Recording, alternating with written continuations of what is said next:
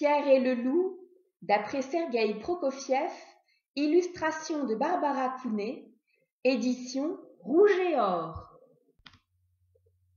Un matin de bonne heure, Pierre ouvrit le portail et sortit se promener dans la grande prairie verte. L'ami de Pierre, un petit oiseau, était perché haut sur un arbre. Tout est calme et serein, chantait joyeusement l'oiseau. Derrière Pierre, un canard arrivait en se dandinant. Le canard, ravi de voir que Pierre n'avait pas fermé le portail, décida d'aller nager dans la mare. À la vue du canard, l'oiseau s'envola de l'arbre et se posa sur l'herbe. « Quelle sorte d'oiseau es-tu, toi qui ne sais pas voler ?»« Et toi, quelle sorte d'oiseau es-tu si tu ne sais pas nager ?» répliqua le canard. Ils se chamaillèrent longuement, le canard dans la mare en train de nager et l'oiseau sautillant au bord de l'eau. Tout à coup, Pierre remarqua un chat qui s'approchait doucement de l'oiseau. « Attention !» cria-t-il, et l'oiseau s'envola sur l'arbre. « Cela vaut-il la peine que je grimpe si haut ?»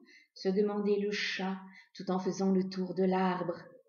« L'oiseau se sera envolé avant que je ne l'atteigne. » Le grand-père de Pierre sortit de la maison.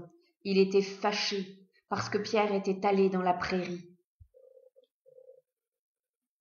« C'est un endroit dangereux, dit-il.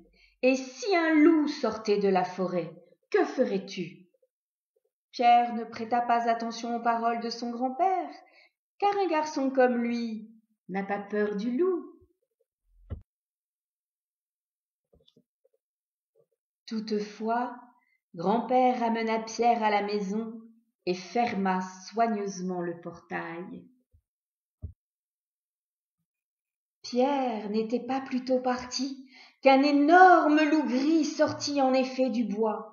En un éclair, le chat bondit en haut de l'arbre, le canard se mit à caqueter et dans son effarement sortit de la mare. Mais il eut beau courir, le loup courait plus vite encore. Il se rapprochait de plus en plus. Il arriva près du canard, le saisit dans sa gueule et l'avala d'un coup. Ainsi, le chat était assis sur une branche de l'arbre, l'oiseau sur une autre, pas trop près du chat, et le loup, qui les regardait avec des yeux gourmands, faisait les 100 pas au-dessous d'eux. Pierre avait observé toute la scène de derrière le portail.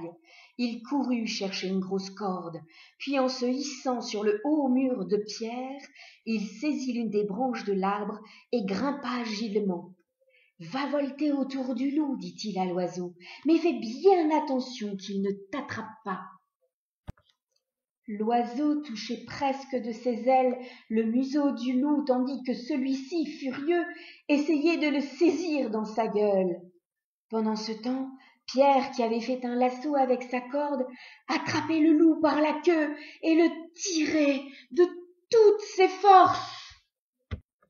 L'animal essayait de se libérer, mais en vain.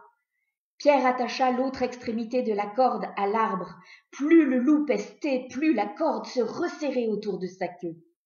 Juste à ce moment, des chasseurs sortirent de la forêt. Pierre s'écria : « Je vous en prie, ne tirez pas, le loup est déjà pris. Aidez-nous seulement à l'emmener au zoo. » C'est ce qu'ils firent. Quel défilé triomphant!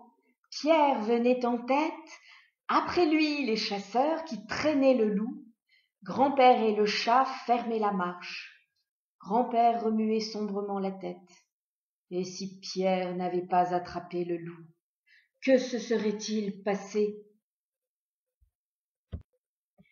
L'oiseau vola au-dessus de leur tête. « Vive Pierre et moi !» chantait-il. « Regardez qui nous avons capturés !»